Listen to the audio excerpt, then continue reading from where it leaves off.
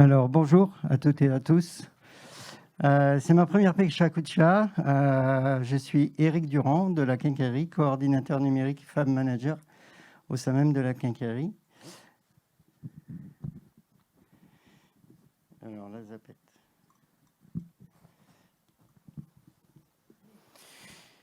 Donc, la présentation de la Quincaillerie, c'est un tiers-lieu unique en son genre, puisqu'il est un service public à part entière de l'agglomération du Grand Guéret.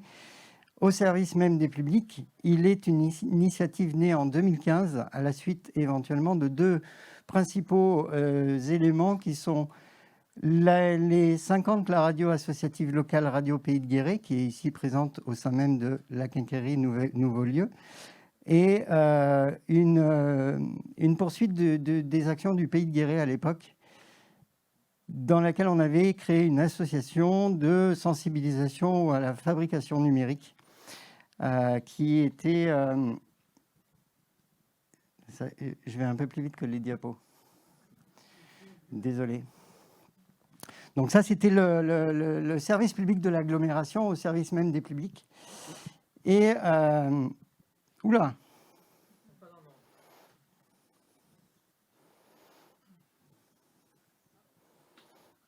Donc, je pense que je vais improviser.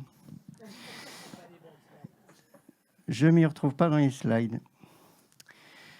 Donc, je vais essayer de reprendre un petit peu le fil de mon propos. La quincaillerie, un tiers-lieu. Un tiers-lieu, c'est quoi? C'est un lieu qu'on fait. Ce n'est pas un lieu qu'on décide. Il est ici, au niveau de la quincaillerie, un lieu qui part de la base. Alors, c'est vrai que je vous ai dit qu'il était un service public à part entière de l'agglo du Grand Guéret. Donc, il est un lieu politique, d'une décision politique d'expérimentation née en 2015 qui a été facilitée par le politique.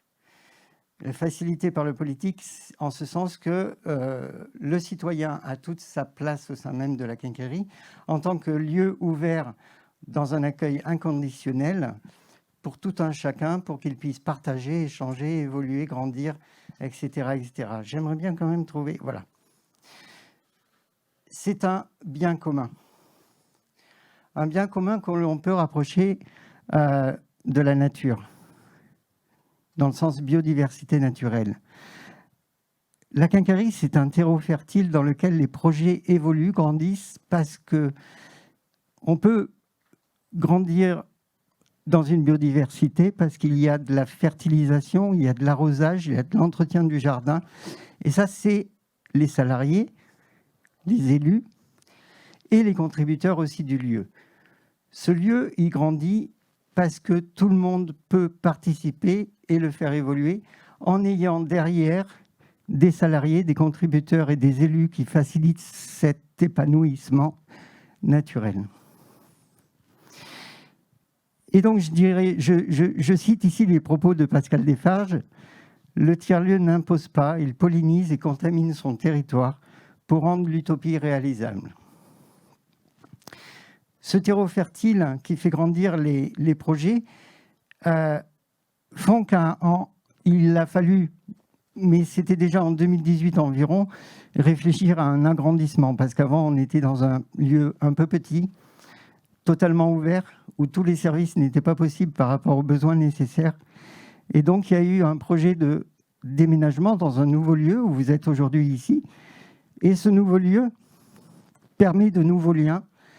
Il est donc une façon de vivre aujourd'hui, le demain d'hier, et d'évoluer en ce sens avec différents projets qui peuvent être réalisés. Mais la quincaillerie, c'est aussi essaimer et à participer à l'essaimage d'autres tiers-lieux, existants ou non existants, à venir ou en cours de création, par l'intermédiaire du réseau TELA. Je rapproche ça à l'univers. En fait, ce sont des planètes qui interagissent les unes les autres.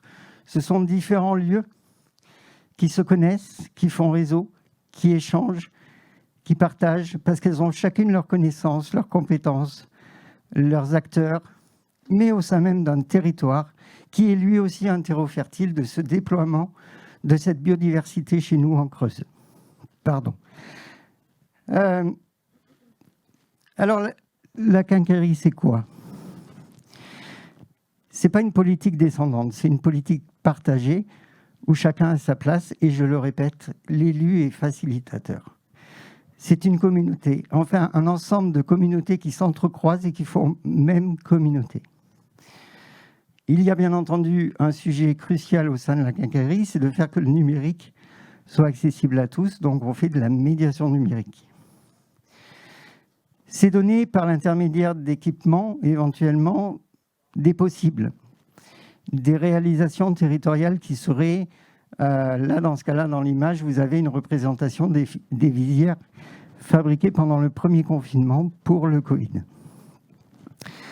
C'est donner la possibilité d'avoir des multidirections, des multivoies, des orientations différentes par rapport à des besoins différents sur des publics différents. Ce n'est pas un seul modèle, il n'est pas unique, il n'est pas duplicable non plus. C'est une diversité de modèles. Le modèle d'aujourd'hui ne sera pas celui de demain et n'était pas celui d'hier. Et c'est surtout une solution. Et donc là, je vous remercie, mais je m'en arrête là parce que je suis à court de voix. Merci à vous.